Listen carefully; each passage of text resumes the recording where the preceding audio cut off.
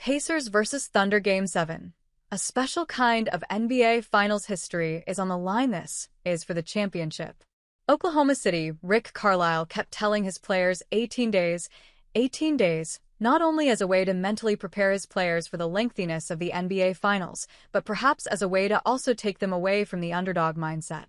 Because while almost nobody believed the Indiana Pacers could take the series this far, there doesn't seem to be this nothing-to-lose feeling.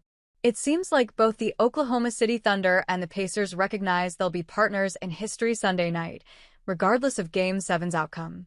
In the modern NBA 4 playoff rounds, at least 3 7-game series, there have only been a handful of Game 7s in the finals. Usually, a team succumbs to exhaustion or injury, or one team flat-out figures out its opponent, and the series finishes according to that script. But when the two teams dance for 7 games, the franchises and players somehow meld into one, becoming synonymous with each other in the collective minds of NBA observers and fans. It's almost a silent club, an understanding between players knowing they belong to history is a special thing. The games are rarely pretty and almost always close. The 1984 finale between the Lakers and Celtics finished at 111-102 in the Boston Garden, the widest spread among the 7 most recent Game 7s, and every single game save for that one was a nail-biter headed into the fourth quarter. Most of the participants in today's game have a hard time remembering the 2016 Game 7 between Golden State and Cleveland, even though it happened just 9 years ago. The day I don't necessarily remember. I remember where I was, Tyrese Halliburton said. I remember what the game was, the energy of the game, being with my friends and watching it all together. There's a mixture of Cavs fans, a mixture of Warriors fans. Halliburton was 16, still in high school. Jaylen Williams didn't even remember offhand that it was Cleveland and Golden State, believing he was at an AAU tournament that weekend. The biggest thing from the finals is I remember a lot of the stuff surrounding it, Williams said. I don't remember the games. When you're 15, I feel like you miss a lot of what's going on. You're more worried about your favorite player. Kobe wasn't playing, so I didn't really care.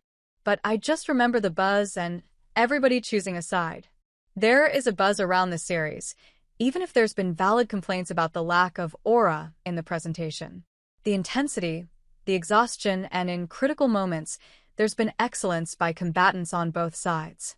Neither team has a player who's been in a Game 7 of the finals, so it's virtually impossible for anyone to appreciate the rarity of this even if they understand the gravity.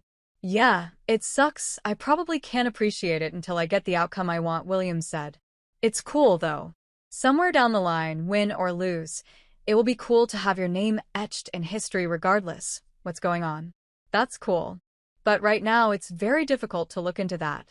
The Pacers beat the Knicks last year in a decisive 7th game on the road to advance to the conference finals. The Thunder went through a Game 7 against Denver a month ago, which actually feels like 3 months ago considering how much has transpired since. But the wild emotional swings, the momentum shifts during the game, that will be ratcheted up tenfold Sunday night.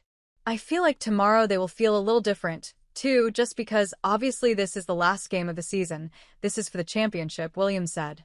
What Game 7 taught me from Denver is the swings. 3 feels like you're down 10. You know what I mean? 1 feels like you're down 5. That's just like the swing of a game, and what is going on feels much larger. It's about honing in your emotion, and understanding the state of the game is big for Game 7. The Thunder aren't very emotional at all, so sometimes you wonder if they truly understand what's in front of them. They couldn't muster the requisite emotion and concentration in Game 6, and the Pacers have grown in confidence as the series has progressed. But the Thunder feel as if they've been preparing for this all season, having a decisive game on their home floor. We have to understand the work is done, and we have to trust the work, Thunder coach Mark Daigneault said. The muscle is built. We have to flex that muscle. That's what tomorrow will come down to for us. Someone unlikely will emerge. That's what Game 7s have revealed, the extremes. From John Starks going clank, clank, clank into the Houston night, or Draymond Green having the game of his life still not be enough to counter LeBron James, and Kyrie Irving completing a 3-game bender, the extremes of this will make someone wither or rise in the Oklahoma night.